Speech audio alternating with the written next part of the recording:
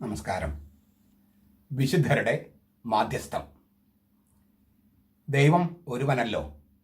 ദൈവത്തിനും മനുഷ്യർക്കുമിടയിൽ മധ്യസ്ഥനും ഒരുവൻ മാത്രം, മനുഷ്യനായ യേശുക്രിസ്തു.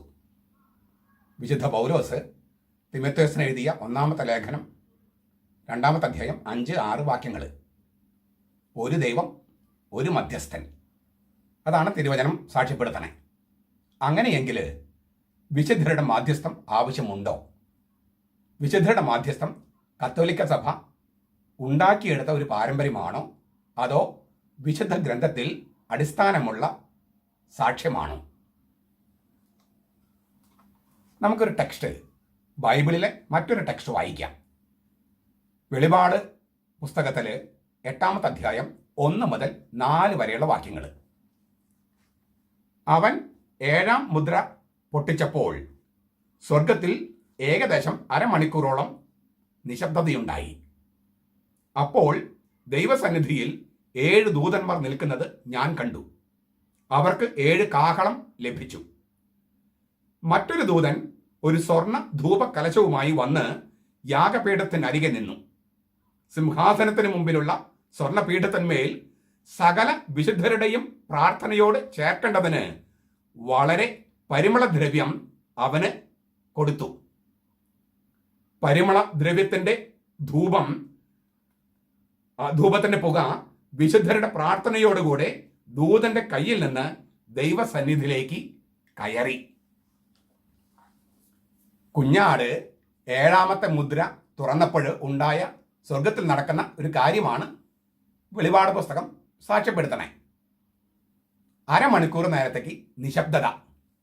എന്താണ് അരമണിക്കൂർ നേരത്തേക്ക് നിശബ്ദത? ഇമ്മാനുവൽ കാന്റ് എന്ന് പറയുന്ന തത്വജ്ഞാനി പറഞ്ഞത് സ്വർഗത്തിൽ സ്ത്രീകൾ ഉണ്ടാകില്ല, കാരണം അവിടെ അരമണിക്കൂർ നിശബ്ദതയുണ്ട്. സ്ത്രീകൾക്ക് മിണ്ടാതിരിക്കാൻ പറ്റില്ല എന്നതിനെ കളിയാക്കാൻ വേണ്ടി അദ്ദേഹം പറഞ്ഞൊരു വെളിപാട് പുസ്തകത്തിലെ വാക്യമാണ്. അതൊന്നുമല്ല ഈ അരമണിക്കൂർ നിശബ്ദതയുടെ കാരണം. എന്താണ് അരമണിക്കൂർ നിശബ്ദത? 24 മണിക്കൂറും മാലാഖമാര് ദൈവത്തെ സ്തുതിച്ചുകൊണ്ടിരിക്കുകയാണ്. ആ 24 മണിക്കൂർ വേണ്ട, അരമണിക്കൂർ നിശബ്ദത വേണം. എന്തിനാണ്? വിശുദ്ധരുടെ പ്രാർത്ഥനകൾ സ്വീകരിക്കാനുള്ള സമയമാണ്. അരമണിക്കൂർ വിശുദ്ധരുടെ പ്രാർത്ഥനകൾ സ്വീകരിക്കാനുള്ള സമയമാണ്. എങ്ങനെയാണ് വിശുദ്ധരുടെ പ്രാർത്ഥനകൾ സ്വീകരിക്കണേ? ഒരു 7 ദൂതന്മാര് കാഹളവുമായിട്ട് നിൽക്കുന്നു. ഒരു ദൂതൻ സ്വർണ്ണ സിംഹാസനത്തിന് മുൻപിൽ ധൂപക്കലശവുമായിട്ട് നിൽക്കുന്നു. വിശുദ്ധരുടെ പ്രാർത്ഥനയോടൊപ്പം ഈ പുകച്ചുരുളുകൾ ദൈവസന്നിധിയിലേക്ക് പ്രവേശിക്കാൻ വേണ്ടി അവന് ധാരാളം പരിമളദ്രവ്യം, കുന്തുരുക്കം തുടങ്ങിയ സുഗന്ധദ്രവ്യക്കൂട്ട് കൊടുത്തു. അങ്ങനെ വിശുദ്ധർ അവരുടെ പ്രാർത്ഥനകൾ ഈ ധൂപക്കുറ്റിയിൽ നിക്ഷേപിച്ചപ്പോൾ ആ പുകച്ചുരുളുകളോടൊപ്പം വിശുദ്ധരുടെ പ്രാർത്ഥനകളും ദൈവസന്നിധിയിലേക്ക് പ്രവേശിച്ചു. ഞാനൊന്ന് ആവർത്തിക്കുകയാണ്. വിശുദ്ധരുടെ പ്രാർത്ഥനകൾ പുകച്ചുരുളുകളോടൊപ്പം ദൈവസന്നിധിയിലേക്ക് പ്രവേശിച്ചു. ഇത് തിരുവചനത്തിലുള്ള ഒരു വചനമല്ല, തിരുവചനത്തിൽ സാക്ഷ്യപ്പെടുത്തുന്നതല്ലേ? ബൈബിളിലുള്ളതല്ലേ? വെളിപാട് പുസ്തകത്തിലുള്ളതല്ലേ? സ്വർഗത്തിൽ നടക്കുന്ന ലിറ്റർജിയാണ് വെളിപാട് പുസ്തകം. സഭാപിതാക്കന്മാരൊക്കെ അങ്ങനെയാണ് വ്യാഖ്യാനിച്ചിരിക്കുന്നത്. സഭയുടെ ചരിത്രം സ്വർഗത്തിൽ നോക്കുമ്പോൾ എങ്ങനെയായിരിക്കും എന്നാണ് വെളിപാട് പുസ്തകം സാക്ഷ്യപ്പെടുത്തണേ. സഭയുടെ ചരിത്രം ഭൂമിയിൽ നിന്ന് നോക്കുമ്പോൾ എങ്ങനെയായിരിക്കും, അതാണ് അപ്പസ്തോല പ്രവർത്തനം സാക്ഷ്യപ്പെടുത്തണേ.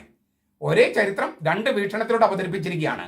ഭൂമിയിൽ നിന്ന് നോക്കുമ്പോൾ അപ്പസ്തോല പ്രവർത്തനത്തിൽ കണ്ടതുപോലെ ആയിരിക്കും, സ്വർഗത്തിൽ നോക്കുമ്പോൾ വെളിപാട് പുസ്തകം പറഞ്ഞതുപോലെ ആയിരിക്കും. സഭയുടെ ചരിത്രം ലിറ്റർജിയായി, ആരാധനക്രമമായിട്ട് അവതരിപ്പിച്ചിരിക്കുകയാണ് വെളിപാട് ഗ്രന്ഥത്തിൽ. അതിനുള്ളിൽ പറഞ്ഞിരിക്കുകയാണ് 7-ാമത്തെ മുദ്ര കുഞ്ഞാട് തുറന്നപ്പോൾ സ്വർഗത്തിൽ നടക്കുന്ന ഒരു കാര്യമാണ് നമ്മൾ കാണിച്ചു തരണേ. ഇപ്പോൾ നടക്കുന്ന കാര്യം എന്താണ്? വിശുദ്ധര് ഈ സ്വർണ്ണ സിംഹാസനത്തില്, ദൈവം ഇരിക്കുന്ന സ്വർണ്ണ സിംഹാസനത്തിന്റെ ചുവടെയാണ് ഇരിക്കണേ. അവരുടെ പ്രാർത്ഥനകൾ സ്വീകരിക്കാൻ ഒരു ദൂതൻ ധൂപക്കുറ്റിയുമായി നിൽക്കുന്നു. അതിൽ കുന്തുരുക്കം തുടങ്ങിയുള്ള സുഗന്ധദ്രവ്യങ്ങൾ ഇടുന്നു. ആ പുകച്ചുരുളുകള് ദൈവസന്നിധിയിലേക്ക് പ്രവേശിക്കുമ്പോൾ വിശുദ്ധരുടെ പ്രാർത്ഥനകളും ദൈവസന്നിധിയിലേക്ക് പ്രവേശിക്കുന്നു. അപ്പൊ വിശുദ്ധരുടെ പ്രാർത്ഥനകൾ വേണമെന്നല്ലേ തിരുവചനം സാക്ഷ്യപ്പെടുത്തുന്നത്? അത് കത്തോലിക്ക സഭ ഉണ്ടാക്കിയ ഒരു പാരമ്പര്യമാണോ? തിരുവചനം ആവശ്യപ്പെടുന്ന ഒരു സത്യമല്ലേ? ഇനി ഇതുകൊണ്ടല്ലേ നമ്മുടെ ദേവാലയങ്ങളിലും ധൂപക്കുറ്റി ഉപയോഗിക്കുന്നത്?